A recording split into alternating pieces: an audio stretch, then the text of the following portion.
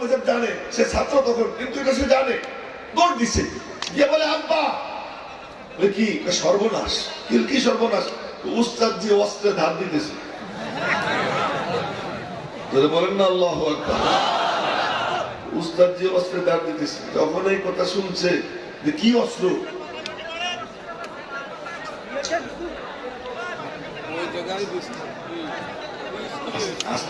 কথা বললেন না, জায়গা থাকলে না আপনাদেরকে জায়গা দিবে। তখন লোহার রড দিয়ে সেকা দিত, সেকা দিতে দিতে কোমরের সব গোস্ত শেষ, বেহুশ হয়ে পড়ে যেতেন, শুধুমাত্র হাড় ছিল। মাইরে ফেলানোর জন্য খাবারও দেয় নেই, একটা না এক সপ্তাহ।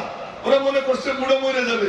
এক সপ্তাহ পরে গিয়ে দেখে রাত্র 2টা-3টার সময় যে আল্লাহর বান্দা ওই কুঠির মধ্যে, ওই অন্ধকার রুমে তিনি আল্লাহ পাকের জিকির করতেছেন, হয়তো আকাশ বাতাস প্রকম্পিত হইতেছে। এই শাইখুল মাহমুদ হাসান দেওবন্দি বলেন, আমার এই চেয়ারে বসাইছেন কে জানো? কে? হুজ্জাতুল ইসলাম, আসিমুল উলুম ওয়াল খায়রাত, আসিম নানুতুবি রাহমাতুল্লাহ আলাইহি। উলামায়ে কেরাম তো জানেনই, ছাত্ররা আমও জানে, কওমি মাদ্রাসার ছাত্ররা যারা কওমি মাদ্রাসাকে মহব্বত করেন, মিডিয়া কর্মী যারা আছেন, সকলের জ্ঞাতার্থে বলছি, একটু মনোযোগ দিয়ে শোনেন। আমরা কারা, কোত্থেকে আসছি? ভাইসে আসিনি, হাম ভি কিসি কে বানায়ে হুয়ে হ্যাঁ। আমরাও কারো বানানো, কারো তোয়াজ করে, কাউকে কর দিয়ে কোথাও আমাদের চলতে হয় না। আমাদের তো মালিকের সাথে সম্পর্ক, রওজা পাকের সাথে সম্পর্ক। এই দুই সম্পর্ক যদি কারো ঠিক হয়ে যায়, দুনিয়ার কোন শক্তিকে কর দিয়ে তাদের চলতে হয়। তো বলতেছিলাম, শাইখুল মাহমুদ হাসান দেওবন্দি বলেন যে আমার এই চেয়ারে বসেছেন কে জানো? হুজ্জাতুল ইসলাম, আসিমুল উলুম ওয়াল খায়রাত, আসিম নানুতুবি রাহমাতুল্লাহ আলাইহি, যিনি স্বপ্নে দেখেন 7 বছর বয়স। কয় বছর বয়সে? মনে রাখবেন তো সবাই আপনারা, আমি কিছু ইতিহাস বলতেছি। 7 বছর বয়সে স্বপ্নে দেখেন খানায় কাবার ছাদে দাঁড়ায় গেছে, হাতের 10 আঙ্গুলের মাথা দিয়া স্বচ্ছ পানির ঝর্ণা চালু হয়েছে। স্বপ্ন উস্তাদের কাছে বললেন, উস্তাদ আবার ওনার আপন মামা ছিল, আমার কাছে বললেন, মামু এমন স্বপ্ন দেখছি। মামু বললো, আরে বাইকনা তোর সোনালী কপাল, আল্লাহ তোর দ্বারা দিনের এমন খেদমত নিবে যার আলো সারা দুনিয়া ছড়িয়ে পড়বে। এরপরে যখন 1866 সালে মাদ্রাসার বুনিয়াদ রাখলেন, ও সুবহানাল্লাহ, আসমান সাত, জমিন বিছানা। এখানে তো ভবন আছে, নাই কোনো ভবন, ডালিম গাছ তলায়। সাদ হলো আসমান, বিছানা হলো জমিন, হেড অফিস আরশে মুআল্লা, জিম্মাদার স্বয়ং আল্লাহ। আর মাদ্রাসা শুরু করতেছেন হুজ্জাতুল ইসলাম, আসিমুল উলুম ওয়াল খায়রাত, কাসেম নানুতুবি। একজন উস্তাদ, তার নাম মোল্লা মাহমুদ, একজন ছাত্র, তার নাম মাহমুদ হাসান। এই দিয়ে মাদ্রাসা শুরু করতেছে। ওই মাদ্রাসা শুরু হইল, কিন্তু মাদ্রাসা তো শুরু হয়েছে একজন উস্তাদ একজন ছাত্র দিয়া, এখন খালি পাহাড়ে। मैं अकेला चल रहा था जाने पे मंजिल मगर, मैं अकेला चल रहा था जाने पे मंजिल मगर, राह रो मिलता रहा आपेला बनता चला। একটু হইসই হবে, কিন্তু এখানকার যারা তারা ওই দিক তাকাবেন না। আপনারা চোখটা এইদিকেই রাখেন। মানুষ বেশি হয়ে গেছে, হয়েছে তো হবে একটু। আর কিছু লোক যে ঘোষক বলতেছিল, বসেন, পবিত্রতা রক্ষা করেন, বসার জায়গা থাকলে না বসবেন, বসার জায়গা না থাকলে কি করতে বসেন। এই জন্য কাউকে কিচ্ছু বলার দরকার নেই, যে যেখানে আছেন সে সেখানে স্থির থাকেন, মাথাও নাড়াইয়েন না। এই মারবো যদি পিছনের দিকে কেউ থাকে, চোখ থাকবে এদিকে না। তো বলতেছিলাম যে ছাত্র বাড়ে, এই যে কমাইতে চায় কিন্তু কমে না, করোনার সময় কমে না, বাড়তেই আছে। মাদ্রাসার সংখ্যা বাড়তেছে। মাহফিল আগে করতাম ডেলি 2টা-3টে, এখন 4টা-5টা করে উপর পেতেছি না, বাড়তেছে। অনেকে মনে করে কি উপর দিয়ে হেলিকপ্টার ওড়ে, পাশার বাতাস দিয়ে হেলিকপ্টার মারতে চায়। আসলে কিছু যে উপর দিয়ে প্লেন উড়ে যায় আর পিছনের বাতাস দিয়ে প্লেন ফেলা বসা, ওরকম কিছু লোক আছে নাস্তিক মুরতাদ। ওরা ওরকম মনে করে কি আমি কিছু একটা কইয়া দিব ইসলামকে শেষ কইরা, মৌলবীদেরকে শেষ কইরা। কিন্তু আহম্মকের দল বোঝে না যে ওদের এই সামর্থ্য নাই যেখানে টুকা দিবে। এত ঊর্ধ্বে, এত ঊর্ধ্বে, এর সম্পর্ক স্বয়ং আল্লাহ পাকের সাথে। বলতেছিলাম যে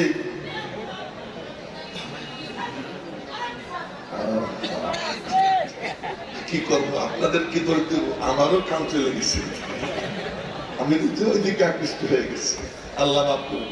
ছাত্র বাড়তেছে আর বাড়তেছে, বাড়তেছে আর বাড়তেছে, বাড়তে বাড়তে বাড়তে বাড়তে, আরে যদি শান্ত পরিবেশ হইতো, চতুর্দিকে পর্দা দেওয়া থাকতো আর সবার চেহারা দেখতাম, এবার আমি বুখারী শরীফের হাদিস কইতাম। হেরাক্লের সঙ্গে যে কথা হয়েছিল আবু সুফিয়ানের, ওই হাদিসের কিছু অংশ এখন বলতাম, কিন্তু এখন সেই পরিবেশ না, এজন্য ওইটা বাদ দিয়ে দিলাম। শুধু এতটুকু বলতেছি, সংখ্যা শুধু বাড়তেছে, বাড়তে বাড়তে চত্বর ভরে গেছে, মসজিদ ভরে গেছে, ভবন বানাইতে হবে। ভবন বানানোর জন্য কোথায় যাবে? কাসেম নানুতুরি মনে মনে বলে, কার কাছে হাত পাতবো, কারো কাছে পাতবো না, তোমার কাছে পাতবো। বলেন না আল্লাহু আকবার। হাত কারো কাছে পাতবো না, তোমার কাছে পাতবো।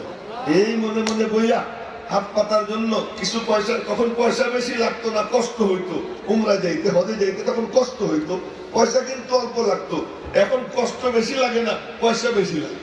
আর ওই সময় কিন্তু পয়সা লাগতো কম, কষ্ট হইতো বেশি, সময় লাগতো বেশি। 6 মাস, 8 মাস, 3 মাস, 4 মাস সময় ব্যয় করে পরে যাইতে হইতো, অনেক কষ্ট করে যাইতে। যাইয়া খানায় কাবার দরওয়াজার সামনে দাঁড়াইয়া, কিন্তু আল্লাহ মাদ্রাসা শুরু করছি, তোমার কাছে ভিক্ষা চাই, ভবন নির্মাণের ব্যবস্থা করে দাও। ভালো করে শুনলেন মনোযোগ দিয়ে। তো কখনো মুলতাজিম ধরে, মুলতাজিম কোনটা? হজরে আসওয়াদ আর খানায় কাবার দরওয়াজার মাঝের একটু জায়গা আছে, এটা মুলতাজিম। এই মুলতাজিম যদি কেউ ধরে, সেজন্য আল্লাহ পাকের হাত ধরে। কখনো দরওয়াজার সামনে দাঁড়াইয়া 2 হাত পাইতে, আল্লাহ যাও মেরে সর হো তেরে দর হো, মেরে দিল হো তেরে ঘর হো, मेरे सर हो तेरे दर हो, मेरे दिल हो तेरे घर हो, तमन्ना मुख्तसर सी है मगर तमहीद तुलानी। मौला हिंदुस्तान থেকে আসছি, তোমার ঘরের দরওয়াজায় ভিক্ষা চাই, মাদ্রাসার জন্য তুমি অর্থের ব্যবস্থা করে দাও, ভবন নির্মাণ করা দরকার। কান্দে ওখানে গিয়া খানায় কাবার দরওয়াজা, একদিন 2 দিন না, 14 বছর কাঁদছে। সুবহানাল্লাহ বলবেন না? ভালো করে।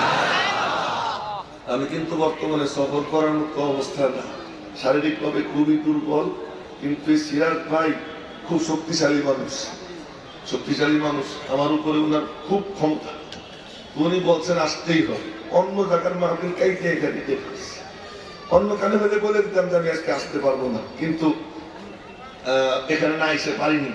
এজন্য কথা কিন্তু আস্তে আস্তে বলতেছি, আমার কষ্ট হইতেছে। আপনারা একটু সহযোগিতা করেন, মনোযোগ দিয়ে শুনেন, মাথাটা নাড়াইয়েন না, স্থির থেকে শুনেন। তো বলতেছিলাম 14 বছর কাঁদছে। আল্লাহ কয়, কাছের তুই কাঁদতে থাক, কাঁদতে থাক, দিব আনে করে ভালো করে, ভালো করে দিব তো, বেশি করে দিব, কাঁদতে থাক, কাঁদতে থাক। তো আজকে আমি ওই মাওয়া ঘাটে এক দোকানে বসছি, পেটে খিদা, ভালো করে খাইতে পারিনি, একটু মালাই খাবো, মালাই খাবো। ক্রেতা আসতেছে সমানে, এরে পান দেয়, ওরে সিগারেট দেয়, আমার দেয় না, আমাদের দেয় না। তার মানে ও আমার ভালো করে দিতে, পরে দেখি খুব যত্নের সাথে আমার মালাই দেয়, চিনি দিয়ে মিশিয়ে খাইলাম। তো কাউরে একটু ভালো করে দিতে চাইলে আর একটু ডিলে করে। মালিক বলতেছে, কাসেম দেরি কর, আরো কাটতে থাক, আমি তোরে দিব। 14 বছর পরে অল্প কিছু টাকার ব্যবস্থা হয়েছে। এবার ভবন করার চিন্তা করছেন। এবার চিন্তা করেন মাদ্রাসা কি জিনিস। আমার সাধারণ মুসলমান ভাইদের দৃষ্টি আকর্ষণ করতেছি, লক্ষ্য করেন মাদ্রাসা কোন ভবন, কেমন ভবন, এর সম্পর্ক কোন জায়গার সাথে। এবার চিন্তা করছেন এতটুকু জায়গায় বিল্ডিং বানাবে। একদিন সকালবেলা তৎকালীন মুহতামিম শাহ রফিউদ্দিন রহমাতুল্লাহ আলাইহি দারুল উলুম দেওবন্দের প্রথম মুহতামিম, তাও প্রথম মুহতামিম হয়েছে কেমনে? মিটিং বসছে, মুহতামিম কারে বানানো যায়, এ বলে অমুক, ও বলে অমুক। কাসেম নানুতুরি চোখ বন্ধ করে মুরাকাবা করতেছে, মুরাকাবার থেকে চোখ খুলে বললেন কি, রফিউদ্দিন তুই মুহতামিম। শাহ রফিউদ্দিন অশিক্ষিত, লেখাপড়া কম জানে, তো হুজুর এটা কি বলেন, আমি কি পারবো? ফয়সালা হয়ে গেছে। এবার সবাই বুঝছে ফয়সালা কাসেম নানুতুরির না, ফয়সালা আসে আজিমের ফয়সালা। শাহ রফিউদ্দিন রহমাতুল্লাহ আলাইহি উনি মুহতামিম। একদিন সকালবেলা উনি এসে বলতেছেন, হযরত কি বিল্ডিং বড় বানাইতে হবে। কেন? এখনো দেখি নেই, চলেন গিয়ে দেখি। এবার কাসেম নানতুলিকে সঙ্গে নিয়ে যায়, আরো বুজুর্গরা সঙ্গে যায়, গিয়ে দেখে লাঠির দাগ পড়ে আছে। কোন লাঠির দাগ? কি লাঠির দাগ? আজ রাত্রে তো জাহানের বাদশাহ নিজে হাতে লাঠি নিয়ে মদিনা পাক থেকে দারুল উলুম দেওবন্দি এসে বলতেছেন, কাসেম ভবন এত ছোট কেন বানাইতেছে? এখান থেকে হেদায়েতের নূর সারা দুনিয়ায় ছড়াবে, ভবন বড় বানাইতে হবে। আমি নকশা এঁকে দিয়ে যাই, এই নকশার উপরে কারো ভবন বানাইতে বলবা। ওই জন্য নবীজি লাঠি দিয়ে নকশা এঁকে দিয়ে গেছে। নবীজির লাঠির দাগ পড়ে রয়েছে, ওই দাগের উপরে ভবন নির্মাণ হয়েছে। তো যেই প্রতিষ্ঠানের ভবনের নকশা আঁকতে মদিনার বাদশা এসে নিজে নকশা এঁকে দিয়ে যান, ওই ভবনের সঙ্গে যদি কেউ গুতাগুতি করে, সে যত বড় লোক, তার ঠ্যাং ভাঙবে, তার হাত ভাঙবে, তার অস্তিত্ব বিলুপ্ত হয়ে যাবে। কিন্তু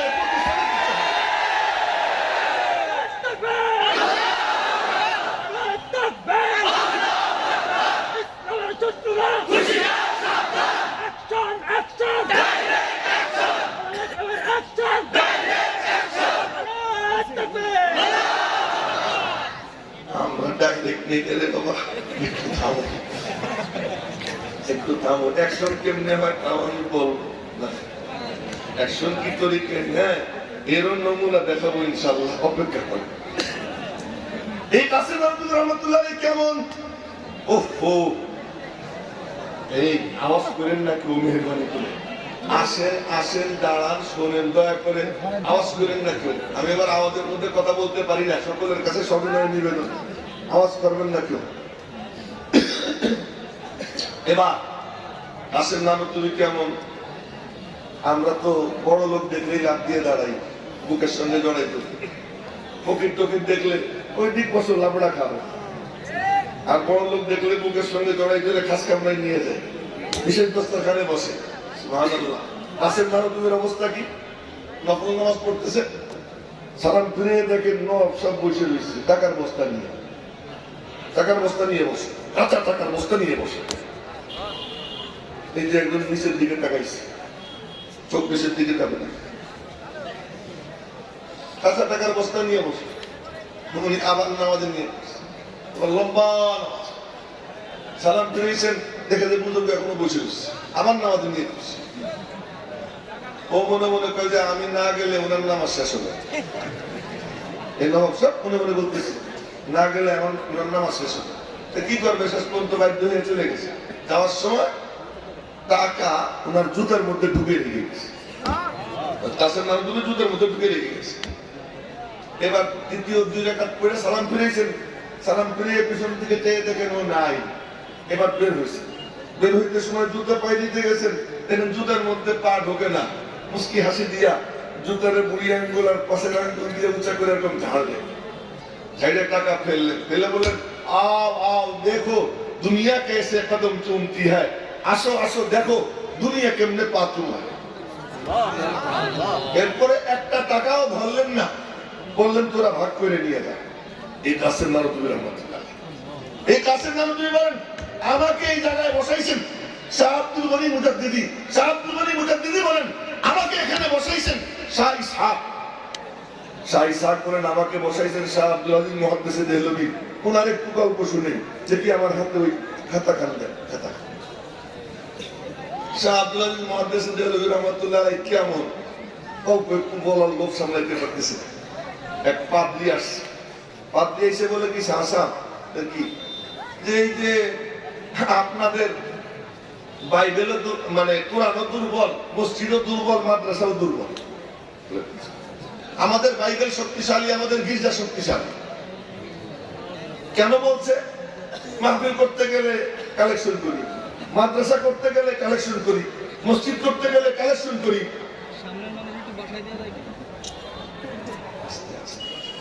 কোথায় বসাবো? বসাইতে কইতেছে, কোন জায়গায় বসাবো? কান্দের উপরে বসাবো। এনে বসার কোনো জায়গা নাই, না কোনো কায়দা নাই। যে যেখানে আসলে ওখানে থাকে না। আল্লাহ পাক যে যার যতটুকু মুজাহাদা হবে আল্লাহ পাক তাকে ততটা নূর দান করবে। এজন্য একটু কষ্ট করে সবাই যার যার জায়গায় দাঁড়ান, আর নড়েন না, পিছনের দিকে কেউ চাইেন না। আমার দিকে তাকাই থাকে। তো বলতেছিলাম ওই পাদ্রী এসে যখন এই কথা বলছে, শাহ আব্দুল আলিম মুহাদ্দিস দেহলভীর গায়ে হাতে ধাক্কা লাগছে। কি আমার আল্লাহর কালামকে দুর্বল বললি, মসজিদকে দুর্বল বললি, মাদ্রাসাকে দুর্বল বললি? উনি বললেন তোদের কোন গির্জা শক্তিশালী আমারে দেখা। আর এবারে পাদ্রী কয় কি আমাদের দিল্লির এই গির্জা শক্তিশালী, চল আমি যাবো। এবার শাহ আব্দুল আলিম মুহাদ্দিস দেহলভী চলছেন, পাদ্রীও চলছে, শাহ সাহেবের পিছনে শত শত মুসলমান, পাদ্রীর পিছনে শত শত খ্রিস্টান। ওই গির্জার সামনে গিয়ে শাহ আব্দুল আলিম মুহাদ্দিস দেহলভী বললেন দেখ আমার মালিকের কালামের পাওয়ার কত আমি দেখাইতেছি। বলবেন অগ্রিম একবার আল্লাহু আকবার বলেই যাবে, দেখ আমার মালিকের কালামের পাওয়ার কতটুকু দেখাই।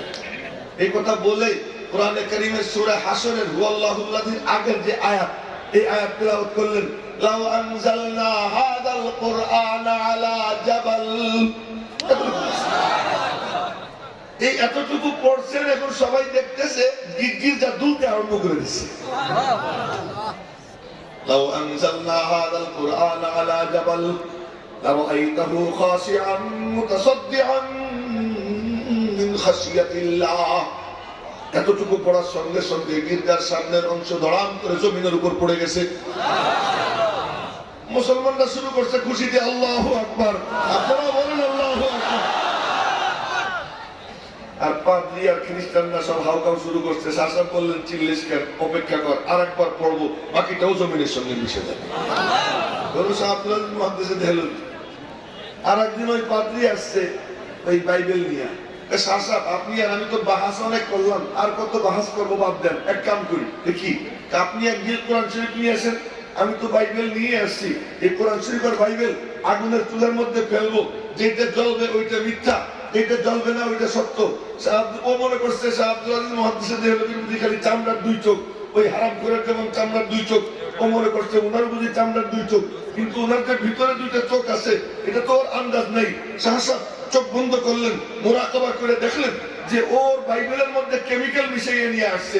উনি যদি বলতেন তোর বাইবেলে তো কেমিক্যাল, বলতে পারতেন, তা না বলে উনি বললেন কি এক কাম কর, বাইবেল আল্লাহর কিতাব, তোর দাবি অনুযায়ী কোরআন শরীফ তো আমার আল্লাহর কালাম, তবে আল্লাহর কিতাবে কেন বেইজ্জত করবো? আমার সিনায় তো কালাম কোরআন শরীফ, তোর সিনায় বাইবেল, আমি আর তুই দুইজন আগুনে নামি চল। বলুন না আল্লাহু আকবার। আমরা দুজন আগুনে নামবো, যার সিনায় সত্য কিতাব সে জিন্দা থাকবে, জ্বলবে না, যার সিনায় মিথ্যা ও জ্বলবে, চল দুজন নামি। মন পাদ্রী দেখে আজকে থাকা রাখতে, আজকে থাকা এই শাহ আব্দুল আলিম মুহাদ্দিস দেহলভী রাহমাতুল্লাহ আলাইহি হুজ্জাতুল্লাহি ফিল আরদ, আল্লাহর পক্ষ থেকে ধরা পৃষ্ঠে ইসলামের হক্কানিয়তের দলিল শাহ আব্দুল আলিম মুহাদ্দিস দেহলভী। তিনি বলেন আমাকে অনুমতি দিয়েছেন কে? শাহ ওলিউল্লাহ, আমার রুহানি আব্বা এবং আমার জন্মদাতা পিতা শাহ ওলিউল্লাহ মুহাদ্দিস দেহলভী। শাহ ওলিউল্লাহ মুহাদ্দিস দেহলভীর কথা বলতে গিয়ে একটু চলে আসলাম। বলছিলাম যে এই চেয়ারে এখানে বসে যখন আমি হাদিসের আলোচনা শুরু করব, তো এখানকার মাঝে আর রওজা পাকের মাঝে কোনো বেড়া থাকবে না, কোনো দেয়াল থাকবে না, এই কথাটা বলেছেন শাহ ওলিউল্লাহ। এই কথা বললে এত বুজুর্গদের নাম নিয়ে কিছু কথা বললাম, আল্লাহ পাক শাহ ওলিউল্লাহ মুহাদ্দিস দেহলভী রাহমাতুল্লাহ আলাইহির কবরকে নূর দ্বারা ভরপুর করে দেন। শাহ ওলিউল্লাহকে আপনাদের কষ্ট হইতেছে না তো শুনতে? তাহলে একটু মহব্বত নিয়ে শুনবেন, আল্লাহ যেন আমাদের হাসর ওনাদের সঙ্গে করে দেয়। শাহ ওলিউল্লাহকে উনি যখন ওনার মায়ের পেটে ছিলেন, ওনার আব্বার নাম শাহ আব্দুর রহিম। অল্প একটু বলে ফেলে শাহ আব্দুর রহিমকে। শাহ আব্দুর রহিমকে হযরত ওমর রাদিয়াল্লাহু আনহুর বংশধর। আপনারা মনে করেন না দিনের কাজ নিসবত ছাড়া হয় না, হালি নিসবত ছাড়া দিনের কাজ আল্লাহ কারো থেকে নেয় না। এই যে আজ সারা দুনিয়ায় দ্বীনের নূর ছড়াইতেছে হুজ্জাতুল ইসলাম কাসিমুল উলুম ওয়াল খায়রাত কাসেম নানুতুবি, ওনার বংশ কি জানেন? হযরত আবু বকর সিদ্দিকের বংশ। আবু বকর সিদ্দিক রাদিয়াল্লাহু আনহুর বংশ। আবু বকর সিদ্দিক কে? আবু বকর সিদ্দিকের আব্বা মা দুজন সাহাবী। আবু বকর সিদ্দিক নিজে, তার বউ, তারা সাহাবী। আবু বকর সিদ্দিকের ছেলেরা সব সাহাবী। আবু বকর সিদ্দিকের মেয়েরা সব সাহাবী। আবু বকর সিদ্দিকের জামাই সাহাবী। আবু বকর সিদ্দিকের নাতি, তারাও নবীজির হাতে সরাসরি সাহাবী। 4 জেনারেশন সরাসরি নবীজির হাতে হাত দিয়ে বায়াত হয়ে মুসলমান হয়েছে। আবু বকর সিদ্দিক রাদিয়াল্লাহু তাআলা। আবার এই উপমহাদেশে ইলমে হাদিস যে আমদানি করছে, যার দ্বারা ব্যাপকভাবে হাদিসের চর্চা হয়েছে, এই লোকটা শাহ ওলিউল্লাহ মুহাদ্দিস দেহলভী রাহমাতুল্লাহ আলাইহি, হযরত ওমর রাদিয়াল্লাহু আনহুর বংশের। তো বলতেছিলাম, এই জন্য একবার হইল কি, মুসালসালাতের এক হাদিস শুনে, একবার হইল কি, হযরত শাহ আব্দুর রহিম স্বপ্নে দেখছেন নবীজিকে। নবীজির সাথে কথাবার্তা বলে উঠে রওনা দিচ্ছেন। তো নবীজি ওনাকে একটা রুটি দিছেন, রুটি নিয়ে রওনা দিচ্ছেন। আবু বকর সিদ্দিকের সঙ্গে দেখা, তো বলতেছে কি পাইলা? রুটি পাইছি। এটা কিন্তু মুসালসালাতের হাদিসে আছে, যদি ছাত্রদের সুযোগ হয় পড়ে নিও বাবারা। তো রুটি পাইছি। তো হযরত আবু বকর সিদ্দিক বললেন, আল হাদায়া মুশতারাকা, হাদিয়ার মধ্যে সবার ভাগ আছে, আমারটা দাও। তো সিরে আবু বকর একটু দিছে। একটু সামনে আগাইছেন, হযরত ওমরের সঙ্গে দেখা। কি খবর মিয়া সাহেব, কি পাইলা? রুটি পাইছি। আল হাদায়া মুশতারাকা, আমারে দাও। সিরে হযরত ওমরে দিছেন। একটু সামনে বাড়ছেন, হযরত উসমান, কি মিয়া কি পাইছো? রুটি পাইছি, আমারে দিবা না? না, পাইছি এক রুটি, দুই পুড়ারে দিছি, আপনারা দিলে আমার কি থাকবে? তার মানে ওই দুইজন যেহেতু হযরত ওমরের খানদান, ওই পর্যন্ত দিছে, পরে আর দেন। এই শাহ আব্দুর রহিম রহমাতুল্লাহ আলাইহি, এই শাহ আব্দুর রহিম উনি কেমন? একদিন শুক্রবারে জুমার নামাজ পড়তে রওনা হয়েছে, চিপা রাস্তা, পাশে পচা পানির ড্রেন। উনি এদিক থেকে রওনা হয়েছেন, ওই দিক থেকে কুকুর আসতেছে একটা। যে কোনো একজনের ড্রেনে নামতে হবে, ক্রসিং সম্ভব না, ক্রসিং সম্ভব না। আর কুত্তা ওনার দিকে চাইয়ে রয়েছে, উনিও কুত্তার দিকে তাকাই রয়েছে। আমি হলে তো আমার লুঙ্গি টুঙ্গি ভেড়া বরবাদ করে দিত, কিন্তু ওনারা দেখে কুত্তা ওনার কপালের দিকে চাইয়ে রয়েছে, তাকাইয়ে দেখে চেহারায় নূর ঝলমল করতেছে। উনিও কুকুরের দিকে চাইয়ে রয়েছে। এখন উনিও যাইতে পারেন না, কুকুরও যাইতে পারেন না, দুইজন দাঁড়াই রয়েছে। উনি বলেন, কুকুর, আজকে পবিত্র জুমার দিন, সাইজে গুজে রওনা হয়েছি। শুক্রবার দিন তো সাজুগুজু করা সুন্নত, সাইজে গুজে রওনা হয়েছি। তো তোমার তো আর নামাজ কালাম নাই, তুমি ড্রেনের নামো, আমার জামার থাক। বলার সাথে সাথে কুকুর নেমে গেছে। কুকুর নাই, কোনো গাল গল্প না, থানবীর রহমাতুল্লাহ কিতাবে এই ঘটনা লেখা আছে, সেখান থেকে বলতেছে নেমে গেছে। নাইমে গিয়া কুকুরের জুবান খুলে গেছে। কুকুর বলতেছে, হুজুর, আমার নিচে নামাইলেন, আপনার কাপড় তো পাক থাকলো, কিন্তু অহংকারের ময়লা দিয়ে যে নিজের কলবের ময়লা করলেন, এটা কি দিয়ে ডুবেন? এই লোক শাহ আব্দুর রহিম। এই শাহ আব্দুর রহিমের যখন নাকি শাহ ওলিউল্লাহ মুহাদ্দিস দেহলভী মায়ের পেটে, তখন উনি গিয়ে মুরাকাবায় বসছেন, খাজা কুতুবউদ্দিন বখতিয়ার কাকির কবরে বসছেন। মুরাকাবার মধ্যে দেখতেছেন খাজা কুতুবউদ্দিন বখতিয়ার কাকি বলতেছেন, ভালো করে মনে রাখবো, কারামাতুল আউলিয়াই হকুন, নাম তার মতো 5টা জিনিস মনে রাখবো। লিল্লাহি সুবহানিয়ত, ওয়ালিল আম্বিয়াই ইসমাত, ওয়ালিস সাহাবাতি আদালত, ওয়ালিল আউলিয়াই কারামত, ওয়ালিল মুমিনিনা নাজাত। আল্লাহ পুত পবিত্র, নবীরা সত্যাগতভাবে নিষ্পাপ, সাহাবীরা আল্লাহর জন্য নিবেদিত প্রাণ, মুখলিস এবং ন্যায়নিষ্ঠ, তাদের মধ্যে ইখলাসের কোনো ঘাটতি নাই, এবং বুজুর্গানে দ্বীনের কারামত সত্য। এটা আমাদের ঈমানের অংশ। হাজী ইমদাদুল্লাহ মুহাদ্দিস মক্কি রহমাতুল্লাহ আলাইহি বসে রয়েছেন, কান্দের রুমাল। এমন সময় খাদেম এসে বলতেছে, হুজুর, মেহমান খানায় মেহমান অনেক, রুটি মাত্র 2-3টা, তরকারি সামান্য একটু আছে, কি করি? কারো কাছে বলিস না, আমার রুমাল নিয়ে যা, রুমাল নিয়ে রুটি তরকারি ঢাকবি, নিজ দিয়ে টাইনে বের করবি আর খাওয়াবি, দেখবি না কি হইতেছে। ও রুমাল নিয়ে যা, রুটি তরকারি ঢাকে, নিজ দিয়ে টানে বের করে আর খাওয়া। খাওয়াইতে খাওয়াইতে সব মেহমান পেট ভরে খাওয়াইয়া বিদায় কইরা রুমাল উঁচু করে দেখে রুটি তরকারি যেমন ছিল তেমন ভরে রয়েছে। কারামাতুল আউলিয়াই হকুন। তো আমাদের বুজুর্গানে দ্বীনের কারামত সত্য। এই যে শাহ আব্দুর রহিমের কারামত দেখলাম, কুকুরের সাথে গাল গল্প। একটু পরে এখন দেখতেছি শাহ আব্দুর রহিম খাজা কুতুবউদ্দিন বখতিয়ার কাকির কবরের পাশে মুরাকাবায় বসছেন।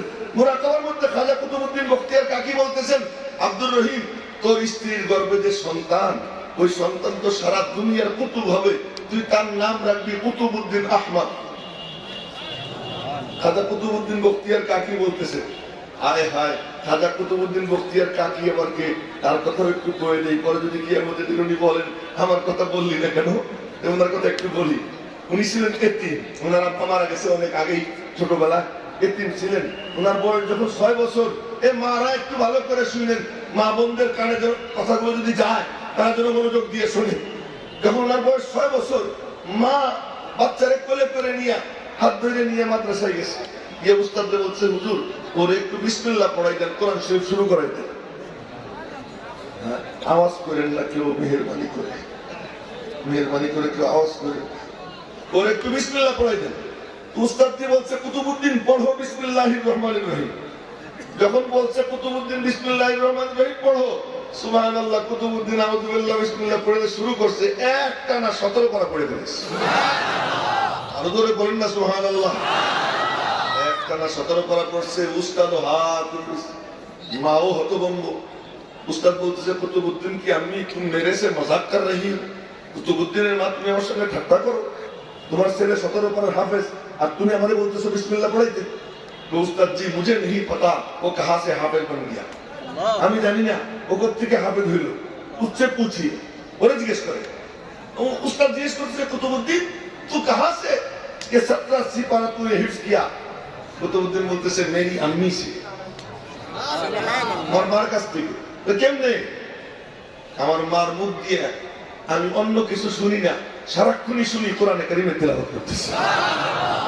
বাকশাক করে কোরআনে কারীমের তেলাওয়াত করে, ঘর ঝাড়ু দিয়ে কোরআনে কারীমের তেলাওয়াত করে, আমার কোলে নেয় কোরআনে কারীমের তেলাওয়াত করে। আমার মায়ের তেলাওয়াতের বাইরে তার মুখ দিয়ে কোনো কথা আমি শুনি না। এই শুনতে শুনতে আমার 17 পারা মুখস্থ হয়ে গেছে। পিছনে কারাই তো এ লক্ষ্য করেন, মা কুতুবউদ্দিনকে ভর্তি করে দিয়ে আসছে। আয় আল্লাহ, সুবহানাল্লাহ। হ্যাঁ, মা মাদ্রাসায় ভর্তি করে দিয়ে আসছে। আগে তো মাদ্রাসায় ছুটি হইতো 9টা-10টার দিকে, নাস্তা ছুটি হইতো। হ্যাঁ, 9টা-10টার দিকে ছুটি, ওই সময় গিয়ে নাস্তা খেয়ে তারপরে হলো কি স্কুলে যাবে। এখন স্কুলের মাদ্রাসা বন্ধ করার জন্য করছে কি সকালবেলা কিন্ডারগার্টেন চালু করছে। এই ইহুদি খ্রিস্টানদের চক্রান্ত, এটা সকালবেলা যেন মুসলমানদের বাচ্চা কোরআন শরীফ পড়তে না পারে, এজন্য ওরা সকালবেলা ছোট্ট ছোট্ট বাচ্চা ঠকঠক করে শীতকালে কাঁদতে থাকে। ওই অবস্থায় মা বাবা বাচ্চাদের ধরে গিয়ে স্কুলে যায়। কত জঘন্য কারবার। মেরে মোহতারাম ভাই, তো বলতেছিলাম ওইদিকে আমি এখন যাচ্ছি না, আমি আমার কথাটার দিকে ফিরে আসতেছি। তো খাজা কুতুবউদ্দিন বখতিয়ার কাকির নাস্তার ছুটি হয়েছে, এখনো কাকি হয় নাই, কাকি এখন হবে। আগে তো নাম ছিল শুধু কুতুবউদ্দিন বখতিয়ার, এখন আসছে। আসার পরে এখন যখন মারে এসে ডাক দিছে, আম্মি কি বাবা, ভোক লাগিয়ে হয়, রুটি দে দো, খিদা লাগছে রুটি দাও। ওখানকার আঞ্চলিক ভাষায় রুটিকে বলে কাক, আঞ্চলিক ভাষায় রুটিকে বলে কাক। আমি রুটি দাও। মা বলছে কি রে, একদিন তুই ঘরে খাইতি, আমি তোরে খাবার দিতাম, কিন্তু এখন তো তোরে মাদ্রাসায় ভর্তি করছি, তুই কোরআন শরীফ পড়িস, খাবার আমি দিবার পারবো না, যার কালাম পড়িস তার কাছে খাবার চা। এই যে মা তারে ওলি বানায়, যায় নামাজে বসে বসে আল্লাহ খিদা লাগছে রুটি দাও, খিদা লাগছে রুটি দাও, আর মা যায় নামাজের নিচে রুটি রেখে দেয়। এই করতে করতে একদিন হয়েছে কি মা কোথাও গেছে, উনি বাড়ি এসে দেখে মা নাই। মা নাই, আর মা যেখানে গেছে আসতে দেরি হয়ে গেছে। আইসেই পান দিয়া করে নিয়ে বলছে, বাবা কি খবর? আমি আইসা তোমার পাইলাম না, পরে আমি জানি আমার বিছাইয়ে আমার রবের কাছে রুটি চাইছি, আমার রব আমার রুটি দিয়ে দিছে। এই তো রাস্তা খুলে রব রুটি দিয়ে দিছে। আর মা খুশিতে 2 চোখে আনন্দাশ্রু। মা বলতেছে, अब्बू ठीक, हाँ अम्मी मेरे रब ने मुझे रोटी दे दी। एरपर बोलते से अम्मू एक बात मेरी समझ में नहीं आ रही, आज के दिन तक रोटी खाता रहा और आज की भी रोटी खाई, लेकिन आज की रोटी में जो मजा मुझे मिला ना अम्मी, वो तो कभी नहीं मिला। आज के रोटी दे जो साथ में सीधे तो कखनो पाई। एक खाजा कुतुबउद्दीन बखতিয়ার কাকির কবরের পাশে মোরাকাবায় বসছেন শাহ আব্দুর রহিম। উনি মোরাকাবার মধ্যে কাশফ হয়, উনি বলতেছেন, এ তোর স্ত্রীর গর্ভে যে সন্তান সারা দুনিয়ার কুতুব হবে, তুই তার নাম রাখবি কুতুবউদ্দিন আহমদ। তো মনে মনে সিদ্ধান্ত নিয়েছেন কুতুবউদ্দিন আহমদ নাম রাখবেন। একদিন শেষ রাত্রে তাহাজ্জুদের নামাজ পড়ছেন স্বামী স্ত্রী, উনি ওইখানে, স্ত্রী ওইখানে, দুইজন দুই জায়গায় তাহাজ্জুদের নামাজ পড়া যার যার মতো দোয়া করতেছে। স্ত্রী হাত উঠাইয়া হাতের মধ্যে দেখতেছে পিচ্ছি পিচ্ছি 2 হাত। সুবহানাল্লাহ, আগামীকাল নাস্তা করে ছোট ছোট 2 হাত, ছোট ছোট 2 হাত দেখা হাত দইলে চোখ দইলে আবার দেখে, আবারও দেখে 2 হাত। কয়েকবার দেখার পরে স্বামীরে ডাক দিছে, এ দেখছেন নি শুনছেন নি কি হাতের মধ্যে পিচ্ছি পিচ্ছি নুরানি 2 হাত দেখতেছি। অথচ শাহ আব্দুর রহিম বললেন, দেখবে না তোমার পেটের মধ্যে তো অলিউল্লাহ, এই যে নাম হয়ে গেল অলিউল্লাহ। তোমার পেটের মধ্যে তো অলিউল্লাহ, এই ওখান থেকে ওর নাম হয় অলিউল্লাহ, তাহলে কিন্তু নাম রাখার কথা ছিল কুতুবউদ্দিন আহমদ। এই শাহ অলিউল্লাহ মুহাদ্দিস দেহলভী রহমাতুল্লাহ আলাইহি রওজা পাকের পাশে মুরাকাবায় বসছেন এইটা দেখার জন্য যে পৃথিবীর যেসব জায়গায় হাদিসের চর্চা হয় ওই জায়গাগুলো কেমন।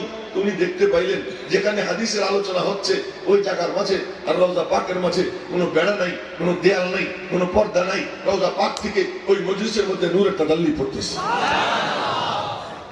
আমি আপনাদেরকে একটা হাদিস শুনে দিয়েছিলাম, মনে আছে? এক হাদিস শুনে বলছিলাম যে জোরে বলাও আছে, আস্তে বলাও আছে। এই একটা কথা বলার জন্যই কিন্তু এত লম্বা কথা বললাম, ভুলেন না কিন্তু। জোরে বলারও নিয়ম আছে, আস্তে বলারও কি আছে, নিয়ম আছে।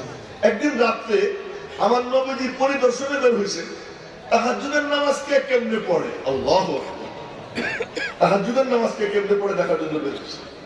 তো প্রথমে গেছেন বড় হুজুরের বাড়ি। কোন তো বড় হুজুর কে আপনারা বলেন? আবু বকর সিদ্দিক রাদিয়াল্লাহু তাআলা। আবু বকর সিদ্দিক কেমন ছিলেন জানেন?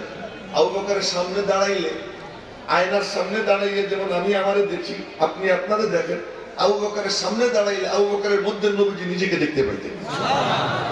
জন্য আবু বকরকে বলা হয় আকসে নবী। এজন্য ফজিলত খালি ওমরের পাই, আবু বকরের ফজিলত তেমন পাই না। দেখবেন হাদিসের মধ্যে, হাদিস যখনই আসে লাউ কানা বাদি নবিয়্যুন লাকানা ওমর, আমার পরে নবী হইলে ওমর হইতো।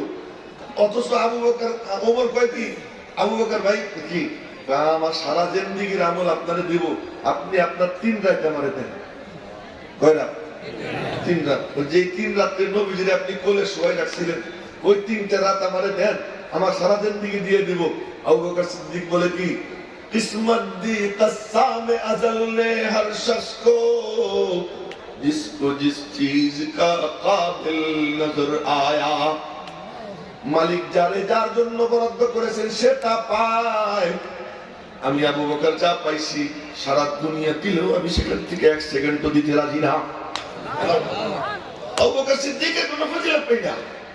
নবীজি স্বপ্নে দেখেন কি, কারো পাঞ্জাবি শুনেন মনোযোগ দিয়ে, কারো পাঞ্জাবি দেখি এই স্তন পর্যন্ত, কারো পাঞ্জাবি কোমর পর্যন্ত, কারো পাঞ্জাবি হলো রান পর্যন্ত, কারো পাঞ্জাবি হাঁটু পর্যন্ত।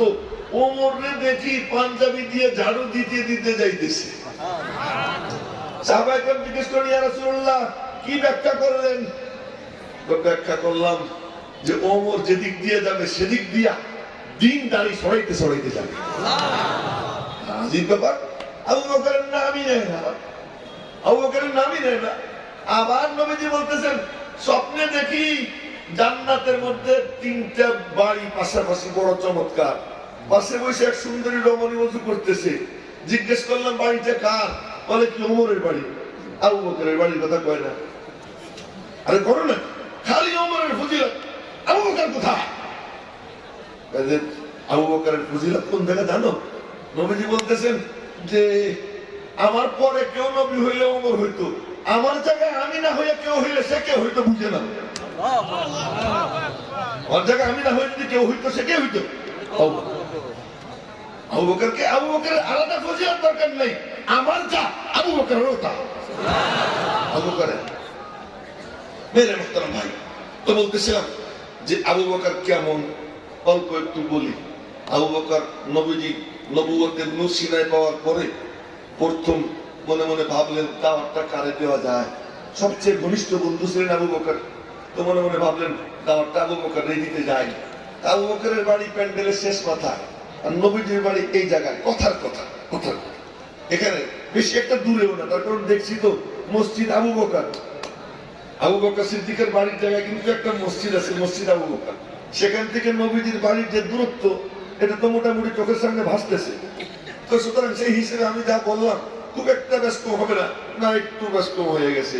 প্যান্ডেলের ডবল, প্যান্ডেলের ডবল, এই যে কথার কথা নবীজির বাড়ি, আর এই প্যান্ডেলের ডবলের শেষ মাথা আবু বকরের বাড়ি। নবীজি মনে মনে বললেন যে প্রথম দাওয়াতটা দিলে বন্ধুরই দেই। ঘরের থেকে বের হয়েছেন ঠিক ওই টাইমে আবু বকর সিদ্দিক মনে মনে করে কি বন্ধু যেন কি বলতেছে, যাই একটু শুনে আসি। জোরে সোরে আল্লাহু আকবার বলা যায় না। ওখান থেকে নবীজি বের হচ্ছেন যে যাই বন্ধুরে দাওয়াত দিতে, আর বন্ধু ওখান থেকে বের হইতেছে যাই নবীজি কি বলে শুনে আসি। মাঝখানে দেখা, আবু বকর কই চলছো? আপনার বাড়ি। আপনি কই চলছেন? তোমার বাড়ি। সুবহানাল্লাহ সুবহানাল্লাহ। নবীজি বলেন আবু বকর কেন যাচ্ছিলা? কিছু প্রশ্ন ছিল, প্রশ্নগুলো ক্লিয়ার হয়ে গেলে কলেমা পড়ে ফেলবো। নবীজি বললেন প্রশ্ন করো। আবু বকর নবীজির চেহারার দিকে চেয়ে রয়েছে। কতক্ষণ চেয়ে থেকে হঠাৎ করে বলে উঠছে আশহাদু আল্লা ইলাহা ইল্লাল্লাহ ওয়া আশহাদু আন্নাকা রাসূলুল্লাহ। নবীজি বলেন প্রশ্ন করবা না? না। কেন? আয়ে লিকায়ে তু জবাবে হর সওয়াল, আয়ে লিকায়ে তু জবাবে হর সওয়াল, মুশকিল আজ তু হাল শাওয়াদ বে ইলকাল। প্রশ্ন মনের মধ্যে অনেক ঘুরপাক খাচ্ছিল, কিন্তু আপনার নুরানি চেহারার দিকে তাকাইয়া আমার সিনা আল্লাহ পাক এমন নূর দান করে দিয়েছেন, সব সংশয় সন্দেহ আমার দূর হয়ে গেছে। আমি খালেস দিলে ইখলাসের সঙ্গে কালিমা পড়ে ফেলাইলাম। এখন আবু তো প্রথমে গেছেন আবু বকর সিদ্দিকের বাড়ি, যে দেখি তাহাজ্জুদের নামাজ কেমনে পড়ে। আবু বকর সিদ্দিক রাদিয়াল্লাহু আনহুর বাড়ির কাছাকাছি গেছেন, ও যে ঘর, এই যে নবীজি কোনো আওয়াজ নেই। আরো কাছে গেছেন, আওয়াজ নেই। একদম বেড়ার কাছে গিয়ে কান লাগাইছেন, এখন শুনেন কি আস্তে আস্তে আওয়াজ আসতেছে। তো মনে মনে ভাবলেন তো দেখি 2 নম্বর হুজুরের হালাত কি। 2 নম্বর হুজুর, সুবহানাল্লাহ, এমনি বলতেছি 2 নম্বর হুজুর ফারুক আজম ওমর রাদিয়াল্লাহু আনহু, দেখি তার হাল। গেছেন হযরত ফারুক আজমের বাড়ি। তো ওনার বাড়ি হলো ওই প্যান্ডেলের শেষ মাথায়। নবীজি স্টেজের এখানে শুনতেছেন আকাশ বাতাস কাঁপতেছে। বলছিলাম আস্তেও আছে জোরেও আছে। তো নবীজি চলে গেছেন পরিদর্শন করে। সকালবেলা ফজরের নামাজ পড়তে গেছেন 2 জন, একেবারে সামনের কাতারে নবীজির কাছাকাছি দাঁড়িয়ে নামাজ পড়তেন। আপনারা মনে করেন না এমনি এমনি ওনারা জান্নাতের বুড়োদের সর্দার। আমার নবীজি বলেন সমস্ত বনি আদমের সর্দার আমি, আনা সাইয়্যিদু ওয়ালদি আদম ইয়াউমাল কিয়ামা ওয়ালা ফখরা। সারা সমস্ত বনি আদমের সর্দার আমি, আর সমস্ত বুড়োদের সর্দার আমার আবু বকর ওমর। সমস্ত যুবকদের সর্দার আবু বকর ওমর কে? আমার 2 শ্বশুর। আর সমস্ত যুবকদের সর্দার আমার হাসান হুসাইন, আমার নাতি। সমস্ত নারীদের সর্দার ফাতেমা, আমার মাইয়া। বলেন না সুবহানাল্লাহ। তো আমার নবীজির সাথে যার যতটুকু কাছাকাছি সম্পর্ক, জান্নাতে তার মাকাম তত উপরে। এবার চিন্তা করেন, নামাজের কাতারে তো 2 জন আগেই থাকে। তো 2 জন সামনের কাতারে নামাজ পড়ছেন। নামাজের শেষে নবীজি একান্তে 2 বুড়ারে ডাক দিয়েছেন। বুড়া মানে কি? 2 জন নবীজির থেকে বয়সে ছোট। আবু বকর 2 বছরের ছোট, ওমর 12 বছরের ছোট রাদিয়াল্লাহু আনহু। ডাক দিয়েছে। ডাক দিয়ে জিজ্ঞেস করলেন, আবু বকর এত আস্তে পড়েন কেন? আবু বকরের জবাবটা শোনেন তো, কি চমৎকার জবাব দেয়। আবু বকর বলে যে যারে শুনাইতে চাই এর থেকে আস্তে পড়লেও তো উনি শুনে, তো জোরে পড়ার দরকার কি? সুবহানাল্লাহ কয় না। ওমরকে জিজ্ঞেস করেন, ওমর আপনি এত জোরে পড়েন কেন? ওমর বলে কি, ঘুমন্তদেরকে জাগাই, শয়তানদের ভাগাই। বলবেন না আল্লাহু আকবার। যারা ঘুমাই রয়েছে তাদেরকে জাগাই, শয়তান দেখি। আমাদের মধ্যে কিছু ঘুমন্ত লোক আছে না নাই? এই মজলিসের মধ্যেও কিছু ঘুমানো লোক আছে। সেই ঘুমানো কোন ঘুম? চোখের ঘুম না, কলবের ঘুম। সেই ঘুমানো কোন ঘুম? ওয়াজ করতেছে, মোবাইল দেখতেছে, এটাও কিন্তু ঘুম। এখানে বসে আছে, দোকান নিয়ে চিন্তা করতেছে, এটাও কি? তো ঘুমন্তদেরকে জানানো দরকার। শয়তানকে কি রাখবো না ভাগাবো? আচ্ছা ভাগাবো। তো ভাগাবো কি দিয়া? পিস্তল, রিভলভার, পাথর, লাঠি, কি দিয়ে ভাগাবো? আমার বাবারা, যুবকরা কান খুলে শুনে এখন কিছু কথা বলবো, মনোযোগ দিচ্ছি। আমরা ভাগাইতে চাই, শয়তানকে ভাগাইতে চাই, শয়তানকে রাখতে চাই না, শয়তানকে ভাগাবো, কিন্তু কি দিয়ে ভাগাবো? আর যদি আমরা প্রতিযোগিতা শুরু করি যে আমরা কি করব, ছাত্রলীগের যেমন অস্ত্র আছে, ছাত্র দলের যেমন অস্ত্র আছে, যুবলীগ যুব দলের যেমন অস্ত্র আছে, আমরাও এরকম অস্ত্র শস্ত্রের মালিক হব। এই মেহনত যদি শুরু করি, তাহলে আমাদের অন্তত 50 বছর মেহনত করলে এখন তারা যে পর্যায়ে আছে ওই পর্যায়ে যেতে হবে। আমি জিজ্ঞেস করি, এই 50 বছর কি ওরা বসে থাকবে নাকি ওরা আরো আগে বাড়বে?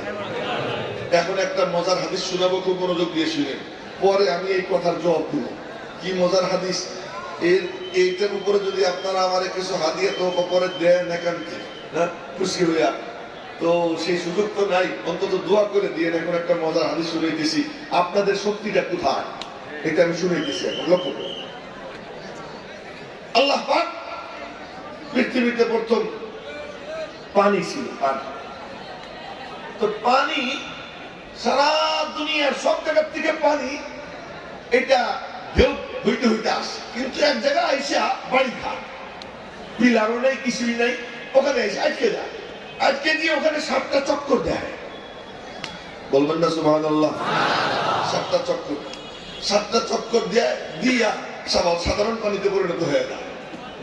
এই যে পানি গুতে খায়, পানি গুতে খেলে দেখবেন ফেনা হয়, দেখছেন? পানি গুতে খায় ফেনা, ওই ফেনা হইতে হইতে স্বর পড়ছে, স্বর, ওই স্বর ছড়াইছে, স্বর ছড়াইতে ছড়াইতে পুরো 20 কোটি বর্গ মাইল এরিয়া যে পানি, এই 20 কোটি বর্গ মাইলের উপরে স্বর পড়ে গেছে। ওই স্বর আল্লাহ পাকের রাদায় মোটা হয়েছে, মোটা হইতে হইতে জমিন হয়ে গেছে। জোরে বলবেন না সুবহানাল্লাহ? জমিন হইয়া জমিন এখন এমন করে, হাদিস এমন করে নাসি, জমিন দোলে।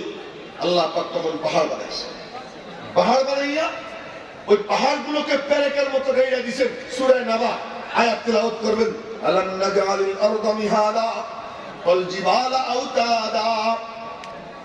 পাহাড় কেন পেরেক বানাইছে? তো পেরেকের মতো পাহাড়গুলো যখন গাইয়া দিয়েছে, জমিন স্থির হয়ে গেছে। ফেরেশতারা কয় সুবহানাল্লাহ। আল্লাহ কয় কি রে সুবহানাল্লাহ কেন কইছ? আল্লাহ এত বিশাল জমি, বিশাল দুনিয়া, এই জমিন এটা কি এই পাহাড়গুলো স্থির করে দিল? কি শক্তিশালী পাহাড়! এই কথা বলে কি আল্লাহ পাহাড়ের থেকে শক্তিশালী কোন মখলুক তুমি বানাইছো? আল্লাহকে বানাইছে কি? লোহা। লোহা দিয়ে বাইরে পাহাড় ভাঙ্গা যায় কি যায় না? কথা কয় না? আরে ভাঙ্গে চুরমার করে একদম এতটুকু হয়ে যায় পাথর, রেজা রেজা হয়ে যায় পাথর। আল্লাহ লোহার থেকে শক্তিশালী আসেনি, আছে। এইগুলো আমার মাকসাদ না, আমার মাকসাদ যেটা সেখানে আসতেছে। এর থেকে শক্তিশালী আছে, আছে কি? আগুন। আগুন দিয়ে লোহা পুড়াইয়া একদম আঙ্গারা বানাইয়া যেমনে খুশি তেমনে বেকারও যায় কি যায় না? আল্লাহ এর থেকে শক্তিশালী, এ মনে রাখেন কিন্তু ভুলেন না। এর থেকে শক্তিশালী কোন মখলুক আছে? হ্যাঁ বানাইছি কি? পানি। ওই আগুনের উপর পানি ঢেলে দিবা, আগুনের কেরামতি শেষ। আল্লাহ এর থেকে শক্তিশালী আছে কি? বাতাস। এই বাতাস যখন আসে, জলশ্বাস কি দিয়া হয়? বাতাস দিয়ে। কোথার থেকে কোথায় নিয়ে যায়? পানি। নূহ আলাইহিস সালামের তুফানের সময় 5 মাস যে বন্যা হইল, এই বন্যায় মুফাসসিররা তাফসীরের কিতাবে হাদিস আনছেন, পৃথিবীর সর্বোচ্চ পাহাড় যেটা, এই সর্বোচ্চ পাহাড়ে সর্বনিম্ন যে ঢেউ, সেই ঢেউ সর্বোচ্চ পাহাড়ের 80 হাত উপরে উঠে দিত এই বাতাসের ধারে। এবার ফেরেশতারা জিজ্ঞেস করে, আল্লাহ এর থেকে শক্তিশালী কোন মখলুক আছে? আছে। কে? আল্লাহ ওয়ালা বান্দা। কন্যা এর থেকে শক্তিশালী মখলুক কে? আল্লাহ ওয়ালা বান্দা, জিকির ওয়ালা বান্দা। এবার চরের নমুনা দেখাই। তাজা খাহি দাসে তনগর দাগ হায় সিনারা, তাজা খাহি দাসে তনগর দাগ হায় সিনারা, গাহে গাহে বাজে খানি বিস্তায় ফারিনারা। হযরত ওমর রাদিয়াল্লাহু তাআলা আনহু মদিনা শরীফে দাঁড়িয়ে রয়েছেন, হাতে তার লাঠি মুবারক। এমন সময় জমিন একটু দূরে উঠছে, কেঁপে উঠছে। হযরত ওমরের হাতে লাঠি, জমিনের উপরে গুঁতে মাইলে বলতেছেন, কুসকুনি ইয়া আল্লাহ, কুসকুনি, হে আল্লাহর জমিন তুই শান্ত হয়ে যা, আমি ওমর আল্লাহর জমিনে ইনসাফ কায়েম করি। বলার সাথে সাথে জমিন স্থির হয়ে গেছে। আরো জোরে কন্যা সুবহানাল্লাহ। জমিন পাওয়ারফুল না ওমর পাওয়ারফুল? ওমরের মধ্যে কি আছে? বলেন না কে আছে? ওমরের শক্তি হলো কি? মালিকের সাথে লিঙ্ক, আল্লাহ। আরো জোরে বলেন না কে? ওমর রাদিয়াল্লাহু আনহু বসে রয়েছেন তার আসনে, চেম্বারে। আমার হযরত ওমরের চেম্বার কোথায়? মদিনা মুনাওয়ারায়। তখনও ছাদ ছিল না, ছাদবিহীন খেজুর পাতার ছাউনি। ওই খেজুর পাতার ছাউনির নিচে যে মিম্বার, ওই মিম্বার হযরত তামিমে দাঁড়ি হযরত ওমরের সামনে দাঁড়ানো। হযরত তামিমে দাড়ি হলেন একমাত্র সাহাবী যিনি দাজ্জালকে সচক্ষে দেখছেন, একমাত্র সাহাবী। এবং তামিমে দাড়ি থেকে নবীজি রিওয়ায়াত করে হাদিস শুনিয়েছেন। সুবহানাল্লাহ, সুবহানাল্লাহ। তামিমে দাড়ি দাজ্জাল দেখে নবীজির কাছে বলছেন, নবীজি মসজিদে নববীর মিম্বরে বসছেন, সব আইসে যাও, আসছে। নবীজি মুস্কি মুস্কি হাসতেছেন, বললেন, জানো তোমাদেরকে কেন ডাকছি? আল্লাহ মা জামাতুকুম লিরাব্বাতিন ওয়ালা লিরাহবাতিন, তোমাদেরকে কোনো জান্নাত জাহান্নামের কথা শোনানোর জন্য ডাকিনি, ডাকছি হলো তামিমে দাড়ি আমার এক হাদিস শুনাইছে, এটা শোনানোর জন্য। তো নবীজি শুনাইছে। এই তামিমে দাড়ি হযরত ওমরের সামনে দাঁড়ানো। এমন সময় এক সাংবাদিক এসে বলতেছে, হযরত কি মদিনার বাহির থেকে আগুন মদিনার দিকে ধেয়ে আসতেছে, আগুনের স্বভাব এটা, আগুন ছড়া। হযরত ওমর নির্লিপ্ত ভাবে সাথে সাথে কাঁধের থেকে চাদর নামাইয়া বললেন, তামিম আমার চাদরটা নিয়ে যাও, আগুনের সামনে নাড়াবা আর বলবা, ওমর তোমার এইটা ওমরের চাদর, ওমর তোমার ফেরত দিতে বলছে। তামিমে দাড়ি ওই চাদর নিয়ে গেছেন মদিনা পাকের সীমানায়, ওই আগুনের সামনে গিয়ে নাড়াইয়া বলছেন, এটা হযরত ওমরের চাদর, ওমর তোরে ফিরে যেতে বলছে। বলার সাথে সাথে এক সেকেন্ডও দেরি হয় নাই, আগুন তার গতিপথ পাল্টাইয়া মদিনার দিক থেকে অন্যদিকে ফিরে চলে গেছে। আগুন শক্তিশালী না ওমর শক্তিশালী? रह गया उसमें अदा रूह बिलाली न रही, रह गया उसमें अदा रूह बिलाली न रही, फलसफा रह गया मगर तलकीन गजाली न रही। अजानेर सूर से बिलालेर इखलास नहीं, वादे हुंकार से तेराते सूर से, কিন্তু আকাবিরের পাওয়ার নাই। মালিকের সঙ্গে যে সম্পর্ক হওয়া দরকার ওই সম্পর্ক আমাদের নাই। এমনি কাগজে ভাগ শুধু হুঙ্কার দেই, মাওলার সাথে সম্পর্ক নাই। ওই হুঙ্কার ওই জায়গায় পড়ে থাকে, পাওয়ার সৃষ্টি হয় না। দেখেন কেমন পাওয়ার, কি পাওয়ারের পাওয়ার। নবীজি দাঁড়াই রয়েছেন উহুদ পাহাড়ের উপর। উহুদ পাহাড় এই হুজুররা জানেন, যারা হজে গেছেন দেখছেন, যারা যান নাই আল্লাহ তাদেরকে যাবার এবং দেখবার তৌফিক দান করুন। সবাই আল্লাহ যাবার তৌফিক দান করুন। কি মজার জায়গা, কি মজার জায়গা। ওখানে এক জায়গা আছে এরকম ছোট একটা নালার মতো, ওই জায়গায় নবীজিরে নিয়ে তার ক্ষতস্থান ধোয়া হয়েছিল এবং ওই ওখানে ঢাল দিয়ে হযরত আলী পানি নিতেন, হযরত ফাতেমা পানি দিয়ে ধুইতেন, আর এরপরে ওই ক্ষতস্থানে এই জিনিস ওই জায়গা, সেই জায়গাটাও আছে। যদি আল্লাহ নেয় তো দেখতে পাবেন। আল্লাহ সকলকে যাবার এবং দেখবার তৌফিক দান করুন। ওই উহুদ পাহাড়, উহুদ পাহাড়কে নবীজি দেখলেই বলতেন কি, হাদা জাবালুন ইউহিব্বুনা ওয়া নুহিব্বুহু, এই পাহাড়টা আমাদেরকে ভালোবাসে, আমরাও ওরে ভালোবাসি।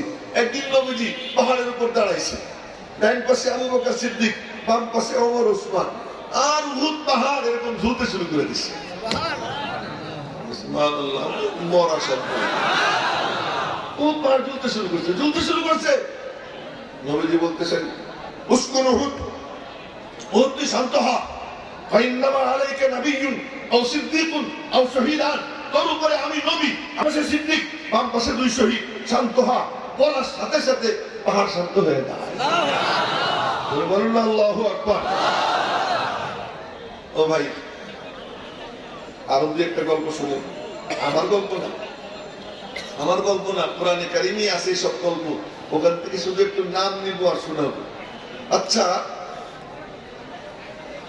এই সুলাইমান আলাইহিস সালাম না, পানির কথা একটু বলে নি না, লোহার কথা বলে নেই, পরে পানির কথা বলি। মাটির কথা তো হয়ে গেছে, আর বলবো না।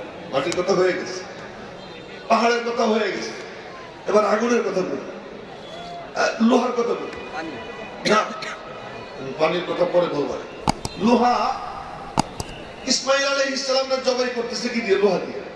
ধারালো ছিল কিন্তু পশম কাটে না, চাইলে মারছেন অতর কেটে যায়। ঘটনা কি? ওই লোহার শরীর থেকে ইসমাইল শক্তিশালী। আব্বাজান ইব্রাহিমকে আগুনের মধ্যে ফেলছে, এক একটা লম্বা কাহিনী বলবো না, আমি শুধু দেখাই দিচ্ছি একটু সামান্য ইঙ্গিতে। আগুনের মধ্যে ফেলছে, নমরুদ উপরে বসে রয়েছে। আব্বাজান ভিতরে গিয়ে বসে ঠ্যাঙ্গের উপরে ঠ্যাং উঠে আনার ফল দেখেছে। স্বচ্ছ পানির ঝর্ণা চালু হয়েছে, মিষ্টি পানি খাইতেছেন, আনার খাইতেছেন, কি মত। নমরুদ ডাক দিছে, আগুন তোর প্রজ্বলন ক্ষমতা কোথায় গেল? আগুন বলে, ক্ষমতা তো আছে, তুই এসে দেখ। কিন্তু ইব্রাহিমের সাথে পারি না, ইব্রাহিম আল্লাহওয়ালা, কি ওলা? পানির মধ্যে ডুবছেন ইউনূস আলাইহিস সালাম। হায় হায় রে, ইউনূস আলাইহিস সালাম পানির মধ্যে ডুবছেন। এই পানি, রাতের অন্ধকার, পানির অন্ধকার, মাছের পেটের অন্ধকার, খাদ্যথলির অন্ধকার, এই সব অন্ধকারের মধ্যে কি লা ইলাহা ইল্লা আনতা সুবহানাক। আল্লাহ কি বলে শোনেন, ফালাউলা আন্নাহু কানা মিনাল মুসাব্বিহিন লালাবিসা ফি বাতনিহি ইলা ইয়াউমি ইউবআসুন। যদি ইউনূস লা ইলাহা ইল্লা আনতা সুবহানাকা না বলতো, কিয়ামত পর্যন্ত মাছের পেটে থাকতো।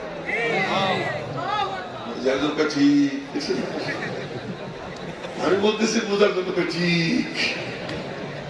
এই এতক্ষণ পরে একজন রোগী পাইছি, আলহামদুলিল্লাহ সবাই সুস্থ আছে। তো আল্লাহ পাক বলতেছে, যদি ইউনূস লা ইলাহা ইল্লা আনতা না পড়তো, তাহলে তার মাছের পেটে থাকা লাগতো কিয়ামত পর্যন্ত। কি প্রাণী শক্তিশালী না আল্লাহ ওয়ালা বান্দা শক্তিশালী? এরপরে আপনাদেরকে শুনে, এই পানির উপরে মহা ক্ষমতা ধর হলো কি বাতাস না? সুলাইমান আলাইহিস সালামের সিংহাসন তাফসীরের কিতাবে আসছে 27 মাইল লম্বা, চওড়া। কয় মাইল? 27 বর্গ মাইল। সুবহানাল্লাহ বলা যায় না? 27 বর্গ মাইল। আচ্ছা, এর যাত্রী সংখ্যা কত জানেন? 60,000। সুবহানাল্লাহ। এর উপরে যাত্রী যারা বসতো তাদের সংখ্যা কত? 60,000। খালি মানুষ না, খাবারও থাকতো, দ্রৌপদী থাকতো না। আমার আল্লাহ কি বলে শোনেন, যে সুলাইমান আল্লাহর কাছে দোয়া করে, রব্বি হাবলি মুলকান লা ইয়ানবাগি লিআহাদিন মিন বা'দি ইন্নাকা আনতাল ওয়াহ্হাব ফাসাখখারনা লাহুর রিহা তাজরি বিআমরিহি রুখান হাইথু আসাব والشياطين كل بناء وغواص ولسليمان الريح غدوها شهر ورواحها شهر। উলামায়ে ইকরাম আর যাদের কোরআন শরীফের সাথে সম্পর্ক আছে, তারা শুধু আয়াতের শব্দগুলো লক্ষ্য করবে। আমি তরজমা ব্যাখ্যা করার আমার কোনো অবকাশ নেই, শুধু এতটুকু বলতেছি যে সুলাইমান আলাইহিস সালাম ওই সিংহাসনে চড়তেন, কোনো পিকআপ নেই, কোনো চালক নেই, কোনো ইঞ্জিন নেই, কিচ্ছু নেই। কিন্তু ওইটা সকালবেলা 1 মাসের রাস্তা এবং সন্ধ্যাবেলা 1 মাসের রাস্তা সায়ের করতেছেন। কোনো চালক টালক কিচ্ছু নাই, ইঞ্জিন কিচ্ছু নাই। সুলাইমান আলাইহিস সালাম এক কোনায় বসে খালি বলতেছেন সুবহানাল্লাহ, লা ইলাহা ইল্লাল্লাহ, আল্লাহু আকবার। ইসনে আযম। শক্তিশালী কে? সবচেয়ে শক্তিশালী কে? আল্লাহ ওয়ালা বান্দা।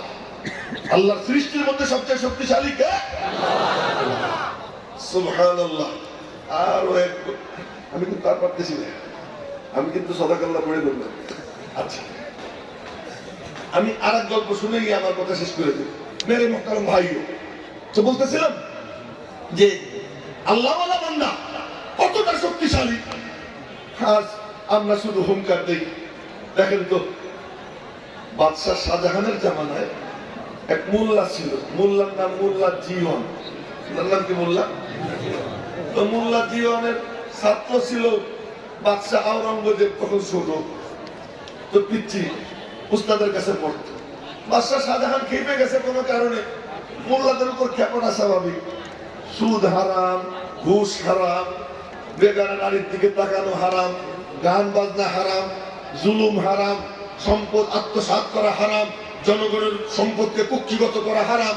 এই মৌলবীরা খালি ফতোয়া দেয়।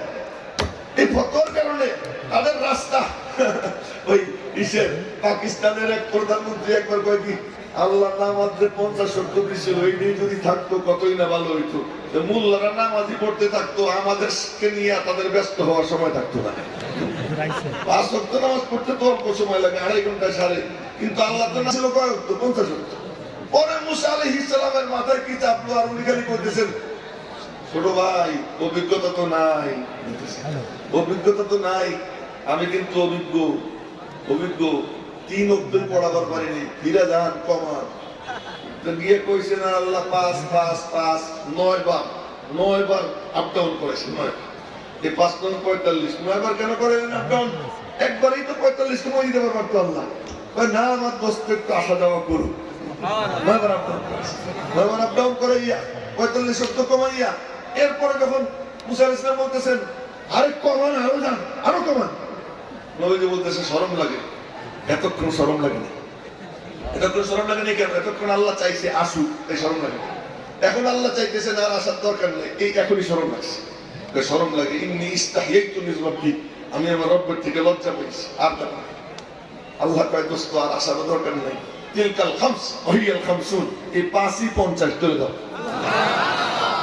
কয় কি যে নামাজ যদি 50 থাকতো তো মোল্লারা নামাজ নিয়ে ব্যস্ত থাকতো আমাদেরকে নিয়ে ব্যস্ত হওয়ার আর কি সময় পাইতো না এটাই ভালো ছিল আর কি বলতেছিল যাই হোক ওটা একটা চটকি কথা মনে পড়ে গেল তাই বললাম তো হুজুরা তো ফতোয়া দেয় এই ফতোয়া দেয় আর যত প্রতিবন্ধকতা এই পাকিস্তানে বর্তমানে চলতেছে কি এই মার্চের 8 তারিখে মেরা দিছি মেরি মর্জি আমার শরীর আমার স্বাধীনতা আমার যা মনে চাই তাই করব এই মিসিনিয়া নামছে মাইয়ারা অভিশপ্ত মালউন মরদুদ ওই খান্নাস খবিসরা কি পোড়া কপাল पाकिस्तान का मतलब क्या है ला इलाहा इल्लल्लाह और बोले पाकिस्तान का मतलब ला इलाहा इल्लल्लाह और सेकंड माइयारा नहीं ना स्लोगन दे मेरा जिस्म मेरी मर्जी तुम्हारा मुंजर मेंगल का ठीक है तुम्हारा जिस्म तुम्हारी मर्जी हम भी अपने नौजवानों को कह देंगे तुम्हारी मर्जी चलो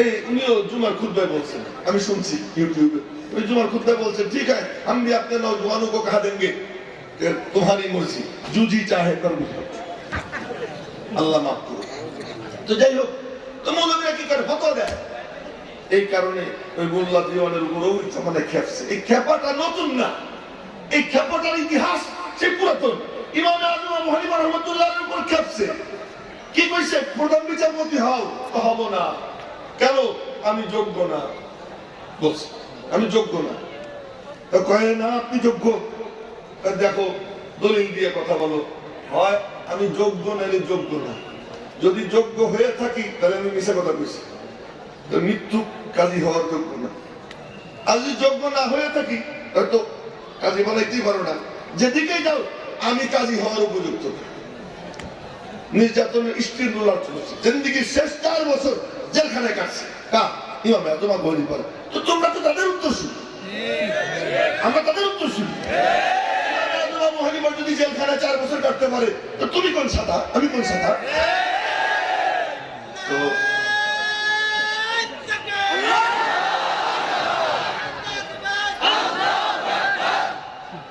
শুধু সাউন্ড দিয়ে কাম হয় না সাউন্ডের সাথে সাথে কি লাগে পাওয়ার লাগে ওইটাই দেখাই দিছি যে আওরঙ্গজেব তখন ছাত্র যে শুনে কি যে বাদশাহ শাহজাহান খেপছে খেপা পুলিশ বাহিনীকে অর্ডার দিছে যাও মোল্লারে গ্রেফতার করো রেডি হও তো মোল্লারে গ্রেফতারের জন্য যখন প্রস্তুতি নিতেছে আওরঙ্গজেব গোপনে দৌড় দিছে গিয়ে বলতেছে উস্তাদজি কি আব্বা খেপে গেছে পুলিশ বাহিনী রেডি হইতে বলছে আপনাকে গ্রেফতার করবে মোল্লা দিওয়ান নির্লিপ্ত বললেন খাদেমকে হুজুর পানি নিয়ে আয় শুনতেছেন তো আমার কথা মোল্লা দিওয়ান বলতেছে হুজুর পানি নিয়ে আয় ওযুর পানি আনছে ওযু করতে বসছে আওরঙ্গজেব দৌড় দিছে আওরঙ্গজেব এই হাদিস জানে নবীজি বলেন আল ওযু সিলাহুল মুমিন ওযু মুমিনের হাতিয়ার এটা তার অস্ত্র এটা আওরঙ্গজেব জানে সে ছাত্র তখন কিন্তু এটা সে জানে দৌড় দিছে গিয়ে বলে আব্বা কি সর্বনাশ কি সর্বনাশ উস্তাদ জি অস্ত্রে ধার দিতেছে ধরে বলেন না আল্লাহু আকবার উস্তাদ জি অস্ত্রে ধার দিতেছে যখন এই কথা শুনছে যে কি অস্ত্র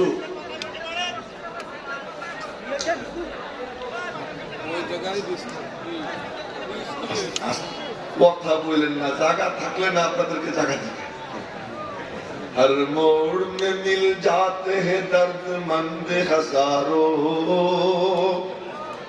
हर मोड़ में मिल जाते हैं दर्दमंद हजारों बेशक तेरी बस्ती में अदाकार होते এসব আল্লাহর পাগল। আল্লাহ পাক সকলকে তার সাচ্চা পাক্কা পাগল হওয়ার তৌফিক দান করেন। তা বলতেছিলাম, বলছে আব্বা সর্বনাশ, উস্তাদ যে অস্ত্রে ধার দিতেছে। বাপ সাধারণ জিজ্ঞেস করে কি অস্ত্র? তো উস্তাদ যে ওযু করতে বসছে, ওযু কইরা মুসাল্লায় গিয়া জায়নামাজে গিয়া নামাজ 2 রাকাত পড়া মালিকের কদমে সিজদা দিয়া যদি ডাক দেয়, আব্বা আপনার তখ্ত তাউস সব তসতস হয়ে যাবে। বাদশা শাহজাহান কয় কি, পুলিশ থাম, মোল্লার সাথে পারবো না। পুরো রাষ্ট্র শক্তি এক মোল্লার মোকাবেলা হেরে যায়। কি মোল্লা পাওয়ার কোথায়?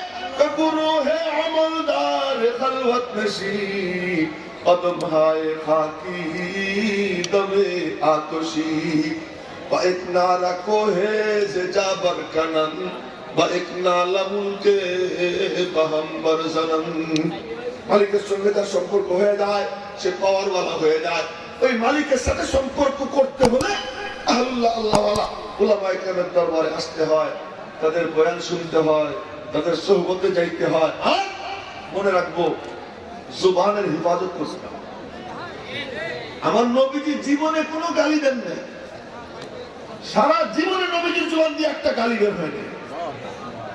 নবীজি কোরআনে কারীমে সবর সবর সবর। উলামায়ে কেরামের দৃষ্টি আকর্ষণ করব, যারা উপরের দিকে ছাত্র তাদের দৃষ্টি আকর্ষণ করব। আমি শুধু আয়াতগুলো তেলাওয়াত করতেছি। আল্লাহ পাক বলেন, অসবির ওমা সবরুকা ইল্লা বিল্লাহ, অসবির ওমা সবরুকা ইল্লা বিল্লাহ, অসবির লিহুকমি রাব্বিক ফাইন্নাকা বিআয়ুনিনা। কষ্ট সবর করো, আমি চাইয়ে চেয়ে দেখতেছি তোমার। অসবির লিহুকমি রাব্বিকা ফাইন্নাকা বিআয়ুনিনা, আমি তোমার দেখতেছি। ইয়া আইয়ুহাল্লাযীনা আমানু ইসতাঈনু বিস-সাবরি ওয়াস-সালাহ। নবীজি বলেন, মা উতিয়াল মুমিনু আতাআন আ'যামা মিনাস-সাবরি বা'দাল ঈমান। নবীজি বলেন, মুমিনকে ঈমানের পরে সবর থেকে বড়